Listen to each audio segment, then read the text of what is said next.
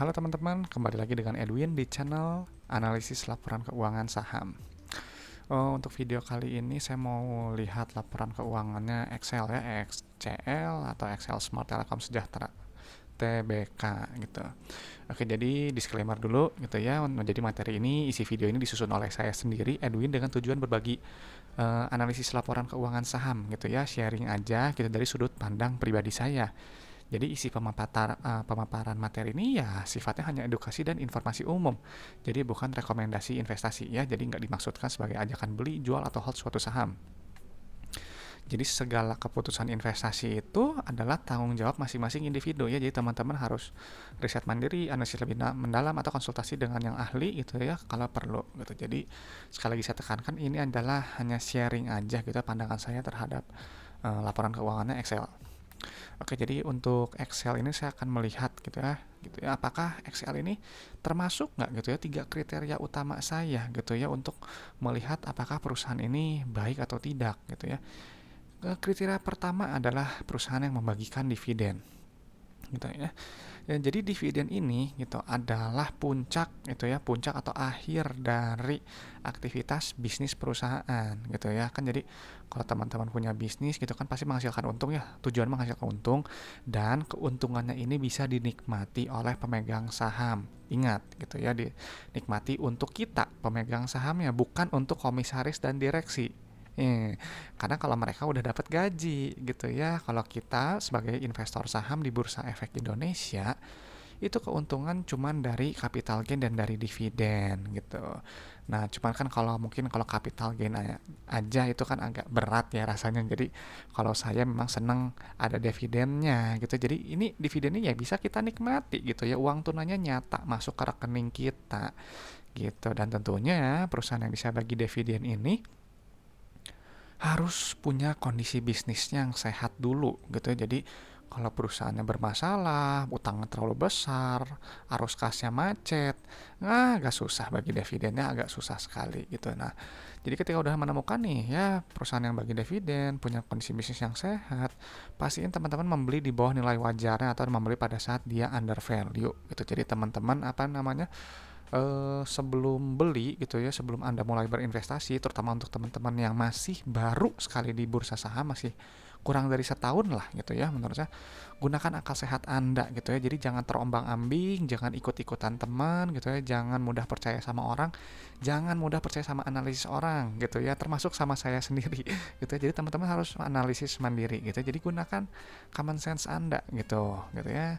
Nah, untuk ini gitu ya, Excel gitu ya, kan tadi disebut juga dengan nilai wajar. Jadi memang yang saya lakukan ini mengikuti konsep value investing gitu ya. Jadi saya membeli pada saat harganya di level tertentu gitu ya, di PBV kurang dari satu gitu ya, dan jualnya di PBV sama dengan satu gitu. Di situ titik take profitnya gitu ya, atau hold lebih lama kalau perusahaan ini memang baik.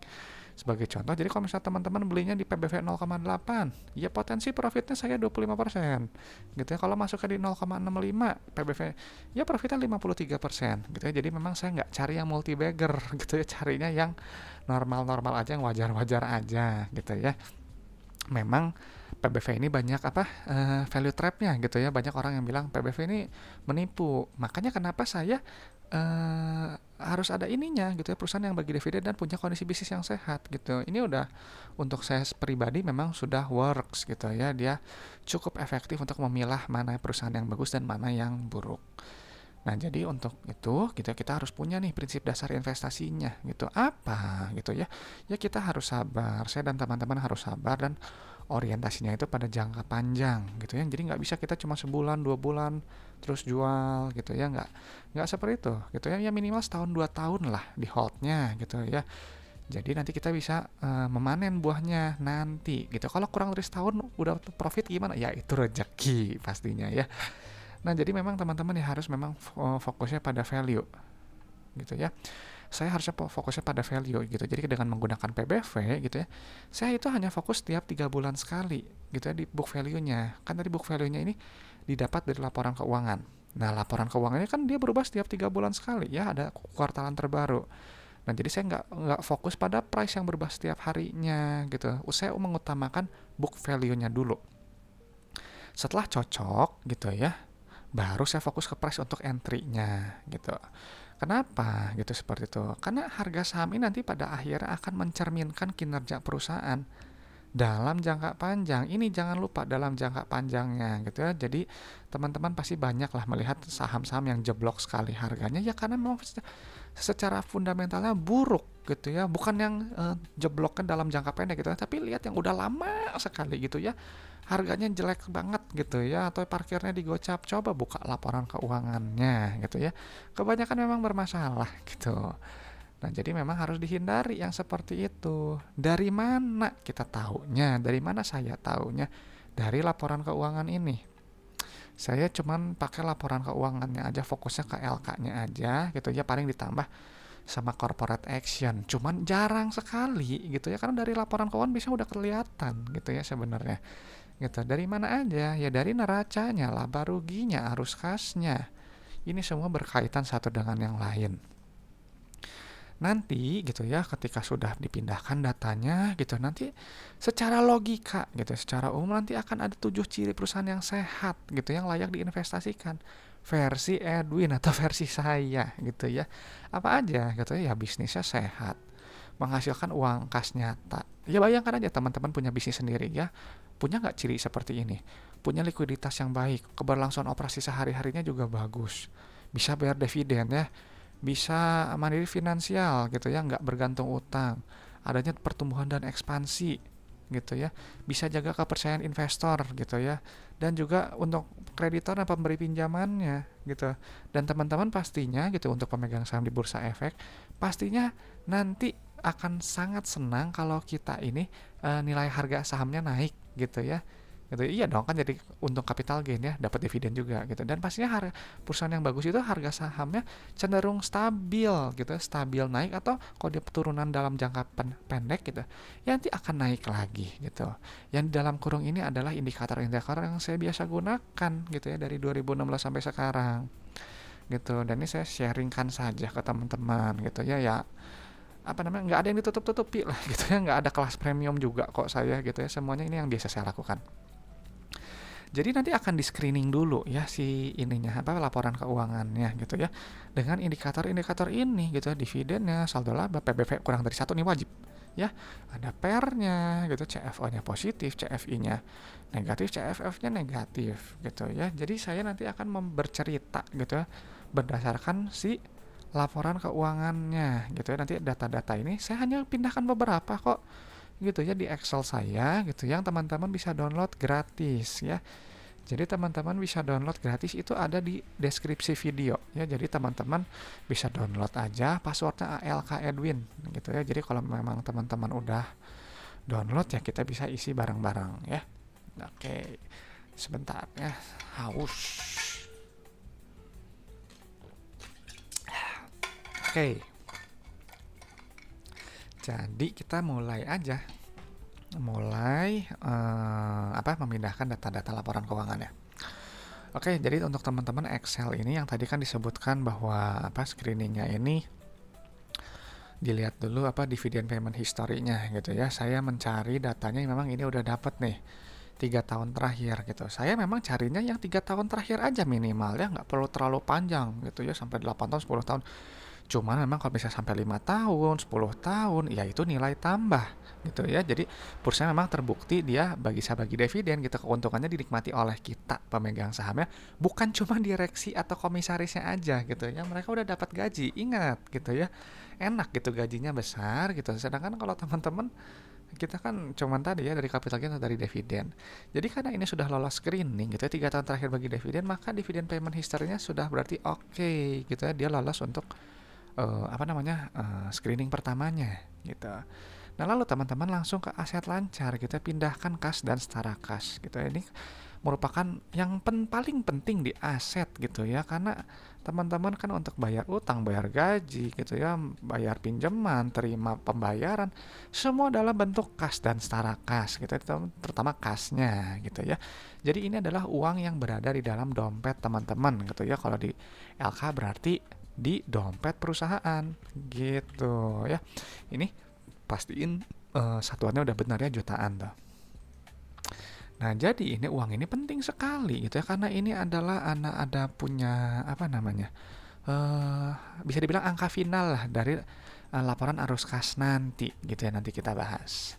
Nah, jadi setelah dari kas tara kas langsung loncat ke bagian ekuitasnya gitu ya. Yang terpenting itu adalah saldo labanya. Nah, ini nih angkanya. Jadi tinggal dipindahkan aja tuh nih.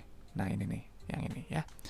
Saldo laba itu apa sih gitu ya? Saldo laba itu adalah total keuntungan yang telah terakumulasi dari pertama kali perusahaan ini beroperasi sampai sekarang gitu ya. Jadi kalau misal Excel ini dari tahun zaman dulu banget lah pertama kali beroperasi sampai laporan kuartalan ini terbit, itu sudah menghasilkan keuntungan sekian 7 triliun gitu ya. Perusahaan udah terbukti untung gitu ya, ini positif gitu, berarti makanya nggak heran dia bisa bagi dividen gitu, karena perusahaan yang nggak punya saldo laba atau yang dia defisit atau yang dia akumulasi kerugiannya besar nggak akan bisa saldo laba gitu ya. Teman-teman bayangin aja, teman-teman punya bisnis gitu, kalau rugi terus gitu ya, lalu teman-teman tiba-tiba ambil dividen, lah itu dividen dari mana?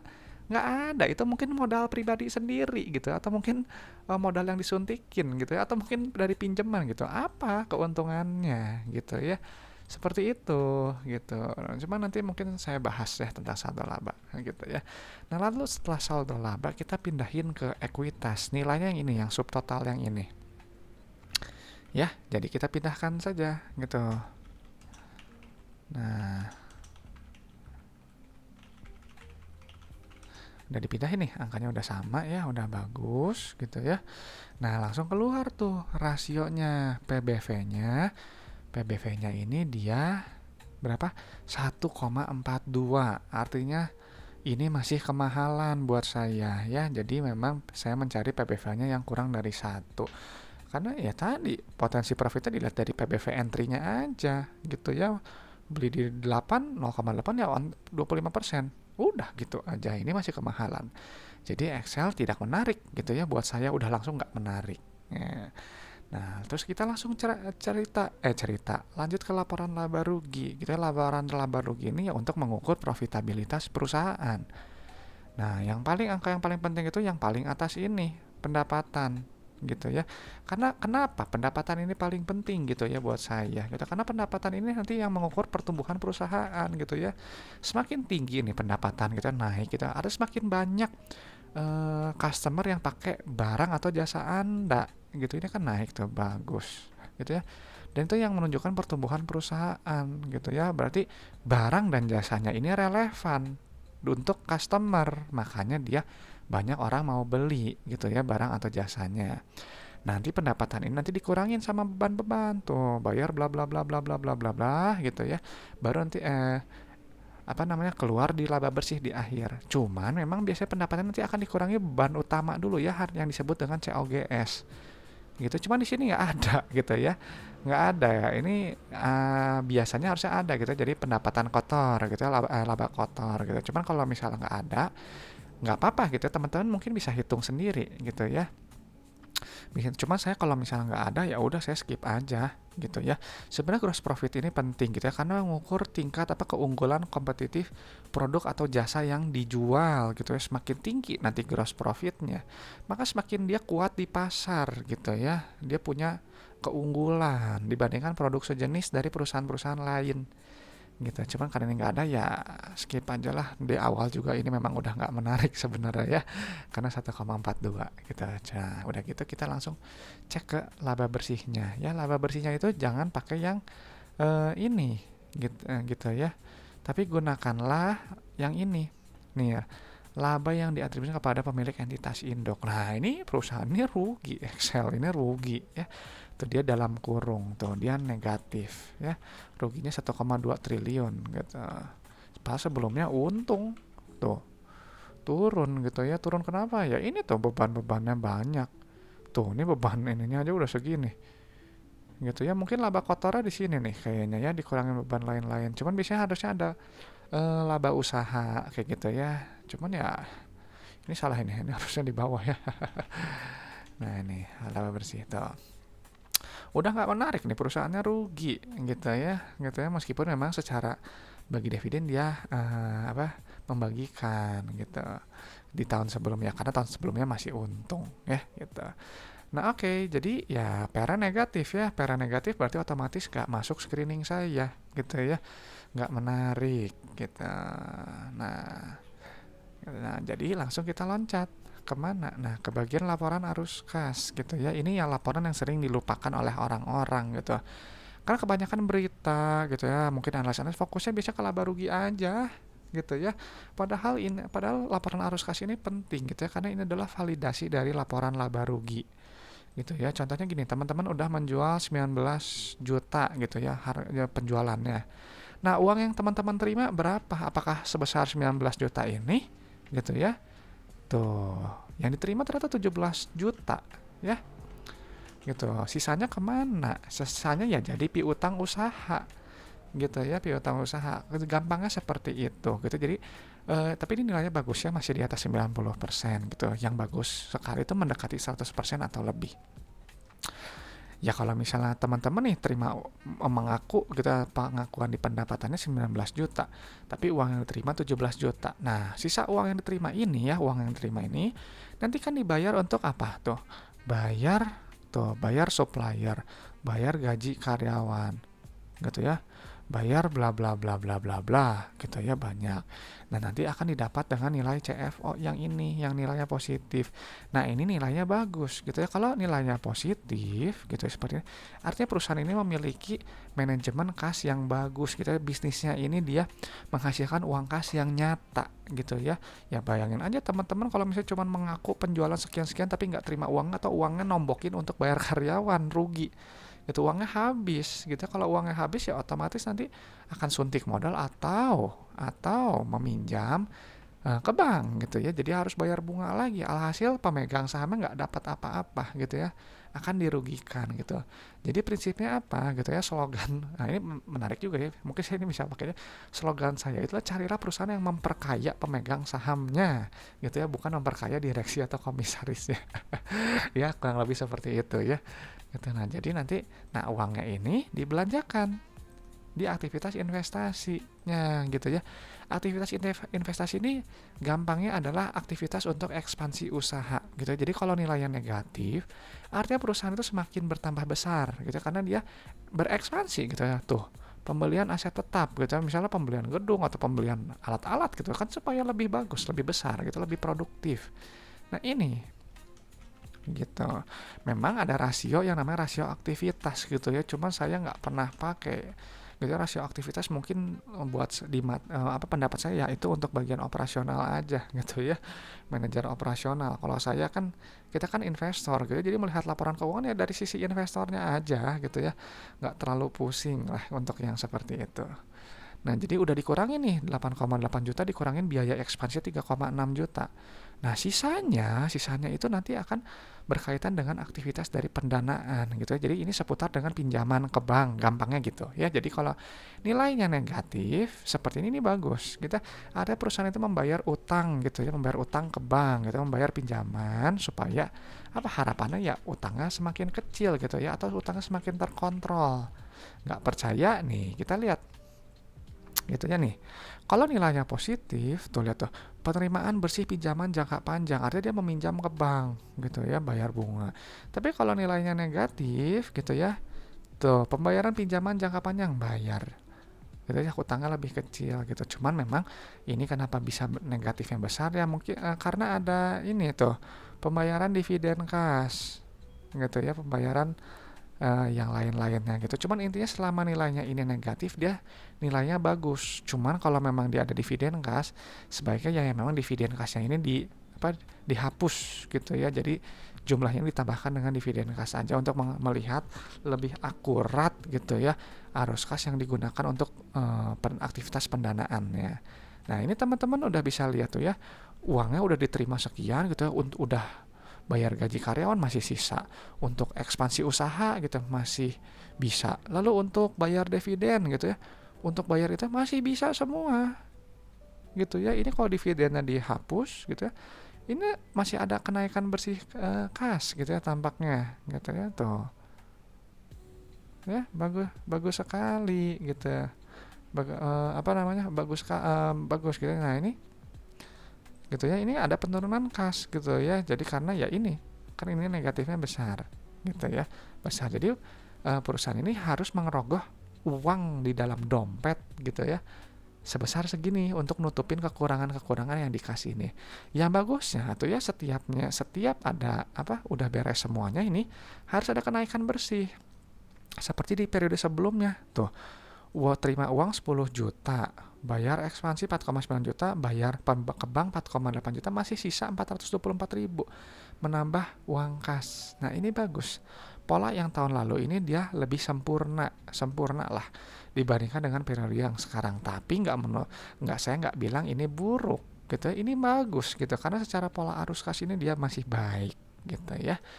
Nah, jadi teman-teman bisa melihat gitu ya perusahaan ini bagaimana pendapat saya. Pendapat saya gini, ini perusahaan bagus ya bisa bagi dividen gitu ya luar biasa gitu ya 3 tahun masih bisa bagi dividen gitu ya. Nah cuman memang apa namanya ya satu apa positif betul. Cuman memang PBV-nya masih kemahalan gitu ya 1,42 gitu ya dan ini juga apa namanya PR-nya juga negatif ya dia perusahaan masih rugi.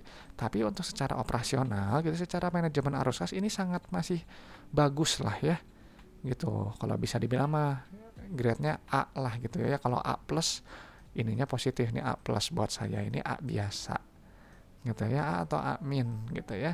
Jadi ini bagus secara operasional gitu ya. Nah cuman yang pasti memang harus ditelisik lagi lebih lanjut dengan rasio-rasio lainnya. Cuman ya tadi ya perusahaan ini nggak menarik buat saya karena dia masih kemahalan gitu. Tapi untuk apa arus kas bagus, profitabilitas ya ini masih nggak bagus ya kan rugi gitu ya. Saya akan mencari perusahaan yang pasti-pasti aja gitu ya, yang sinkron gitu ya. Dia untung dan dia arus kasnya juga bagus gitu ya. Jadi saya nggak mau meresikokan uang yang saya punya untuk membeli perusahaan-perusahaan yang nggak lolos dengan kriteria saya. Seperti itu. Nah jadi untuk teman-teman kira-kira Excel ini menarik nggak?